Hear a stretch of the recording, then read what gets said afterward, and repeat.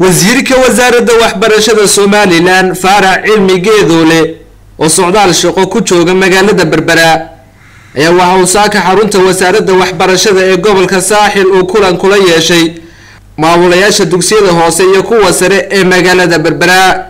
kulankani oo ahaa mid ay wasiirka iyo maamulayaasha dugsiyadu kaga arisanayeen sidii loo tayeyn lahaa korna loogu qaadi lahaa tayada waxbarasho ee magaalada Berbera iyo guud ahaanba gobolka Saaxil.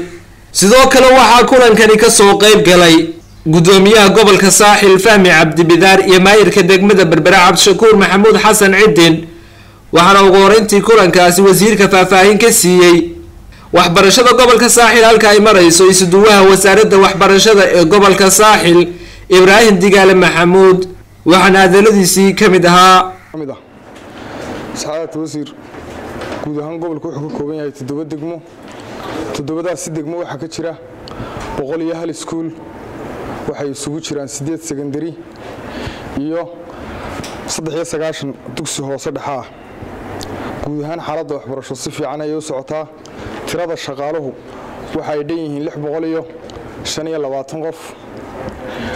449 waxa bixisa wasaaradda waxbarashada. 108 qof waxa bixiya mashruuca GBLG-ga. 30 qofna waxa bixiya mashruuca GBE-ga. qodobka halka uga faa'iideysanaya wasiir waxa weeye iskuulka oo la dhiso oo la nadiifiyo oo marxawada lagu xiro oo la qurxiyo maaha wax soo saar badan. wax soo saarka iyo nuxurku waa macalinka oo la tayeeyo weeye. macallimiinta dugsiyada hoose dhexe iyo maamulayaashooduba waxay hoos u yaalaa oo ay qaataan salary aan ku filan. marka saacada wasiir waxaan diyaar u nahay haddaan nahay dowladda hoose degmada Berbera inaanu gacan buuxda kala qaban doono insha Allah taala si macallimiinta loo tayeyn lahaa. gaar uu iga mudan yahay marka soo dhawaad la gobolka ku soo dhawow inta markaa ka gudbo wasiir horta imika intaan aan joognay runtii Cabdishakuur oo dadaalaya markaan gobolka yimid wax badan baan ku dhinacan ka qabanay.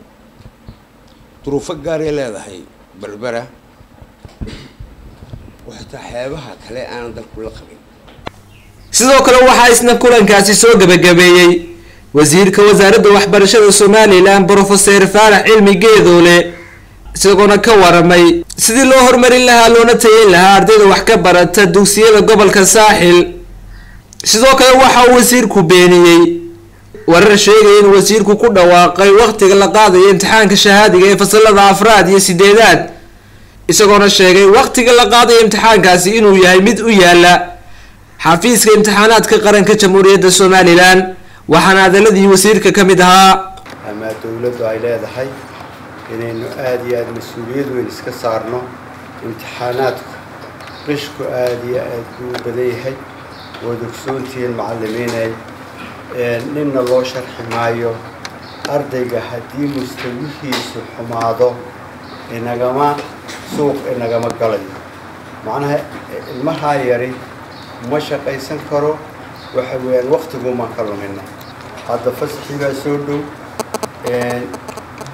سكول هذا النقل جاء إلى شرية لباتنكا ونسوق نهاي شرية إلى شرية لباتنكا وإنه بنينا هنا امتحان كشهادي جاء وأن كيسة يو وقت جيسة وحكوا شغال حفيز كامتحانات جرايد بيوحق واحد قرال وزيركو وقت جي شاقي امتحانات امتحان كشهادي جاء شهادة واحد كفر انتهاي جدول كامتحانك وكسو بحا حفيز كامتحانات gabagabadina waxa halkaasi ka hadlay qaar kamid ah maamulayaasha dugsiyada hoose iyo kuwa sare ee magaalada Berbera iyagoo wasiirka uga warmay baahiyaha dhanka waxbarasho ka haysta iyo sidii wasiirka iyo maamulayaasha dugsiyadaasi ay meel uga soo wada jeedsan lahaayeen.